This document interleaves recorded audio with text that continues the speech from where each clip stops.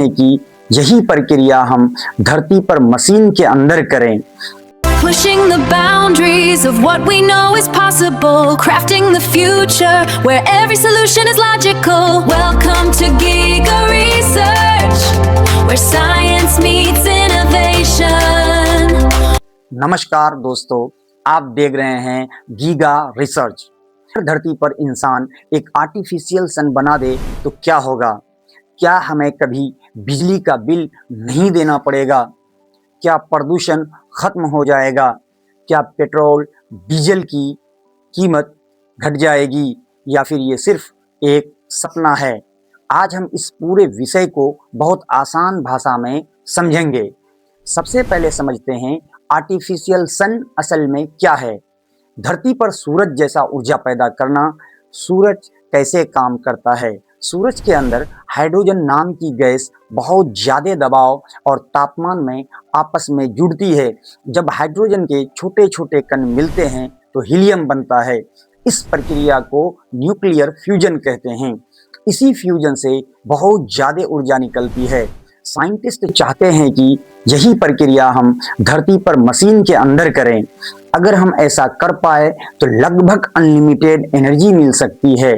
ये कोई फिल्मी कहानी नहीं है। दुनिया में सच में बहुत बड़े बड़े प्रोजेक्ट्स चल रहे हैं। सबसे बड़ा प्रोजेक्ट ITER ये फ्रांस में बन रहा है। इसमें कई देश मिलकर काम कर रहे हैं।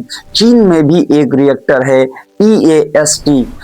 इन मशीनों में गैस को इतना गर्म किया जाता है कि तापमान 100 मिलियन डिग्री सेल्सियस से ऊपर चला जाता है। इतना तापमान जो असली सूरज के अंदर भी नहीं है।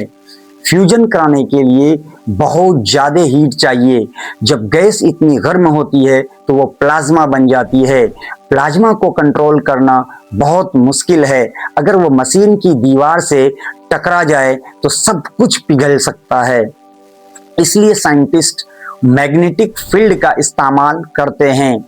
मैग्नेट के जरिए प्लाज्मा को हवा में ही गोल गोल घुमाया जाता है।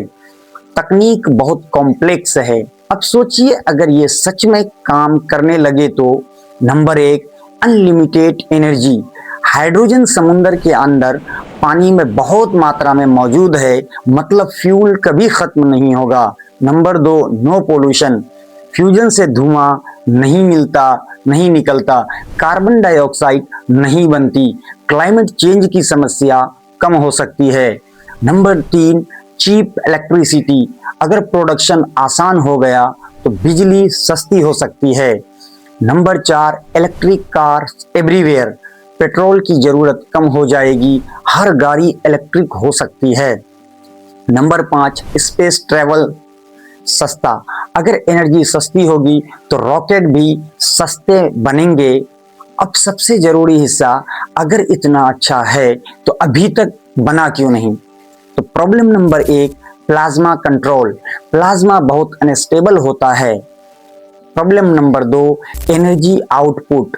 अभी तक साइंटिस्ट ऐसी मशीन नहीं बना पाए जो जितनी एनर्जी खर्च करे उससे ज़्यादा एनर्जी दे सके कॉमर्शियल लेवल पर। Problem number 3, cost. Fusion reactor बनाने में अरबों डॉलर लगते हैं। Problem number 4, material problem. इतनी हीट सहने वाला मटेरियल बनाना आसान नहीं है। अगर आर्टिफिशियल सन काम करने लगा तो ऑयल कंपनीज कमज़ोर हो सकती है, ऑयल माइंस बंद हो सकते हैं, मिडिल ईस्ट की इकोनॉमी बदल सकती है, एनर्जी वार खत्म हो सकते हैं, लेकिन साथ ही पावर बैलेंस भी बदल जाएगा। जिस देश के पास फ्यूजन टेक्नोलॉजी होगी वही एनर्जी किंग बन जाएगा। साइंटिस्ट मानते हैं कि अगले 20 से 30 साल में कॉमर्शियल फ्यूजन पावर प्लांट बन सकता है, लेकिन ये आसान नहीं है। ये टेक्नोलॉजी इंसान की सबसे बड़ी साइंटिफिक चैलेंज है। सोचिए, आसमान में एक असली सूरज और धरती के अंदर इंसानों का बनाया हुआ दूसरा सूरज। अगर ये सफल हुआ तो ये मानव इतिहास की सबसे बड़ी खोज होगी। लेकिन अगर असफल हुआ तो ये अरबों डॉलर का सपना बनकर रह जाएगा। सवाल आपसे, क्या आपको लगता है आर्टिफिशियल सन हमारी दुनिया बदल देगा या ये सिर्फ एक वैज्ञानिक सपना है? कमेंट में जरूर बताइए और ऐसे ही फ्यूचर साइंस वीडियो के लिए गीगा रिसर्च को जरूर सब्सक्राइब कीजिए। The boundaries of what we know is possible, crafting the future where every solution is logical. Welcome to Giga Research, where science